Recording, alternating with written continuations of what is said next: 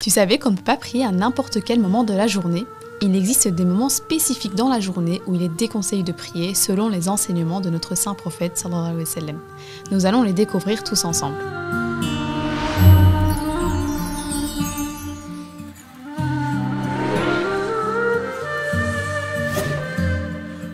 Salam alaikum. Dans cet épisode, nous allons explorer les différents moments de la journée où il est déconseillé de prier. Avant de commencer, n'hésitez pas à vous abonner à notre chaîne et à activer les notifications. Sur l'écran, vous allez voir le cycle de la prière. La journée du musulman commence avec le Fajr, qui s'exécute entre l'aube et le lever du soleil. Durant cette période, il est déconseillé de prier une fois qu'on a prié le Fard de la Fajr. Ensuite, il y a une période de plus ou moins 45 minutes à partir du lever du soleil. Dans cette période de plus ou moins 45 minutes, il est également déconseillé de prier. Ensuite, arrive la période de Dhuhr, qui est entre le moment où le soleil est au zénith et l'ombre d'un objet qui atteint 2 fois sa taille. Comme vous pouvez voir sur le schéma, il est également makrouh de prier plus ou moins les 45 minutes avant le Dhuhr. Par la suite, comme vous pouvez le voir, nous avons l'Asr, qui est entre l'ombre x2 et le coucher du soleil. Durant l'Asr, il est également makrouh de prier les 45 dernières minutes avant le coucher du soleil. L'idéal est donc de prier l'Asr avant cette période, mais si pour X ou Y raison, on se retrouve à prier durant cette période, c'est pas pour ça qu'on ne doit pas la prier, on doit bien prier le Fard, et uniquement le Fard. Un autre point d'attention pour l'Asr est qu'on ne peut plus prier une fois qu'on a fait son Fard. Puis arrive le Maghrib.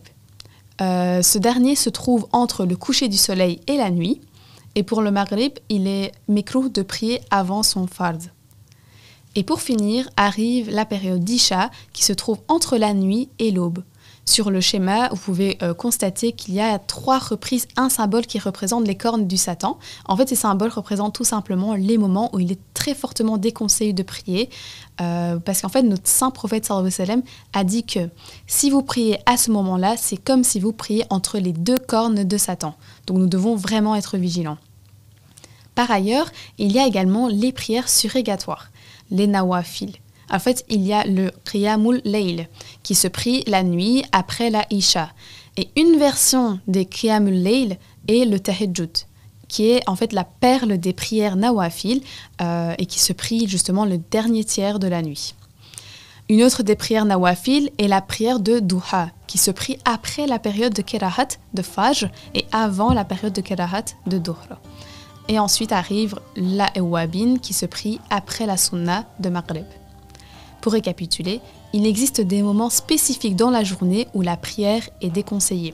Selon les enseignements de notre saint prophète sallallahu alayhi wa sallam, respecter ces moments, ces périodes nous aident à accomplir nos prières correctement et à éviter les moments de kerahat tout en maximisant la récompense pour nos prières.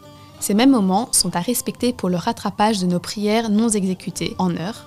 Et grâce à ce cycle des prières, nous comprenons mieux les moments makrouh et les moments conseillés de la prière. Si vous avez trouvé cette vidéo utile, n'hésitez pas à vous abonner, à liker et à partager cette vidéo. Dites-nous dans les commentaires si vous connaissiez ces heures makrouh et à la prochaine pour un nouvel épisode, Inch'Allah. Assalamu alaikum wa rahmatullahi wa barakatuh.